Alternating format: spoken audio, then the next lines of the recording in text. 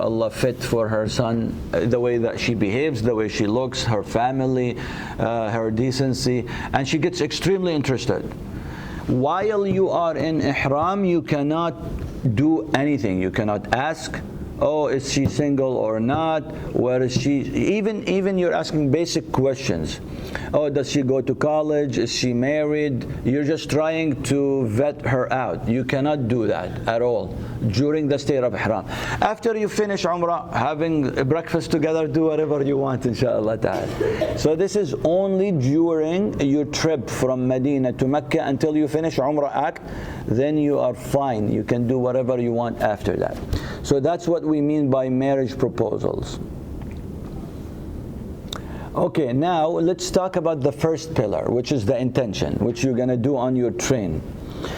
This is the intention to make Umrah that has to be made at the place of miqat before entering the jurisdiction of Mecca, which is Al-Masjid Al-Haram. So you say, Labbaik Allahumma Umrah. Now, how many of you here is intending to do Umrah on behalf of someone else, not on behalf of you?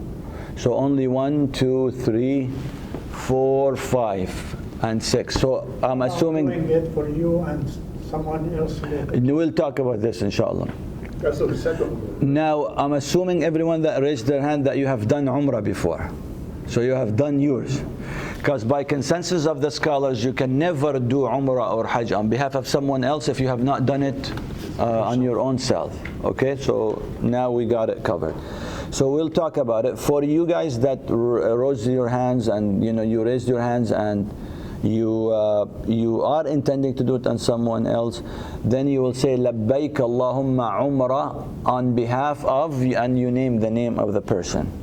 لبيك اللهم عمرة في العربي عن يعني في العربي you say لبيك اللهم عمرة عن and you mention the name. Okay, so for male and female it is the same? It's the same? عن, yes. Can you do in behalf Umrah on someone who already did Umrah, or has to be didn't do Umrah? This question. You can do mainly Umrah, you do it on behalf of someone that has not performed Umrah before. However, when it comes to these branches of fiqh, there is always difference of opinions. Some scholars say there is no problem of you doing it on behalf of your parents, even if they have done Hajj and Umrah before. I have a question. You get the same thawab too? You get the reward, you get double reward. You get the reward of doing it on them, and you get the reward of doing it for them, but you can never get the full reward of doing it yourself. And we'll talk about this a little bit later when we talk about the extra Umrah, because I know that's always on your mind. Yes? I have a question about the previous point about the Niyyah and Ihram and things that you cannot do. So, like regular talk and eating and all of that, is that allowed? Like, talking, regular, like in namaz, as you gave the example, you can't do any of that, but after the Niyyah, can you eat? Can you Yes. talk and all of that? You can Yes. do all that. So those are the only restrictions that you have. Oh, those are the only. Those are the only restrictions. Oh. Anything beyond that is allowed.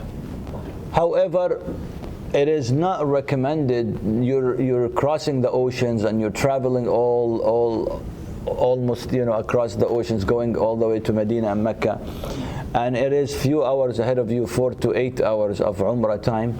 It is not recommended that we keep talking about the social life, and whatever. But it's not haram at all.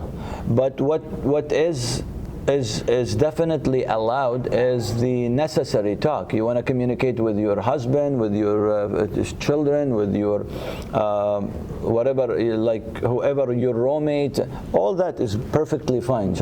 But we should not indulge into the, especially of what we mentioned, like social life. Oh, 2 weeks ago we had a gathering back in Raleigh and I saw that girl, and no, we should not do that. Or I heard that, subhanallah, bad news, the couple, they got divorced. Did you hear that? We should not talk about these things.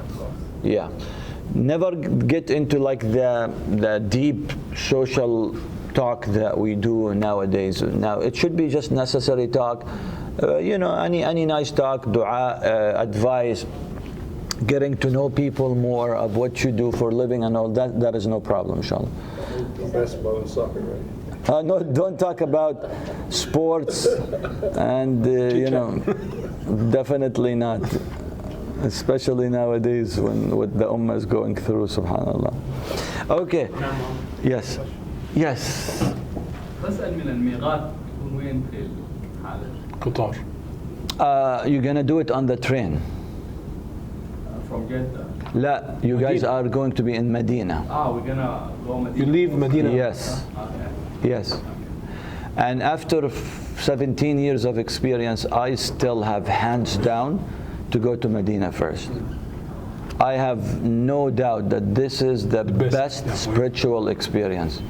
When everybody stresses you out, go to Jeddah and you're already stressed out from a long trip, and then they push you to the station, and then they push you to Mecca, and then you do Umrah and you finish, but you feel like it's been more than 30 hours of rigorous travel, logistics, and your mind, and then you're so sleepy, you're dozing off, you're not connected with Allah subhanahu wa ta'ala the way that you should. However, when you go to Medina first, you relax, you enjoy the presence of the Medina people, you are around the masjid of the Prophet Muhammad sallallahu alaihi wasallam, you love that experience, and you get ready yourself, you get oriented with the culture itself, and then you go with peace of mind to do Umrah, inshallah.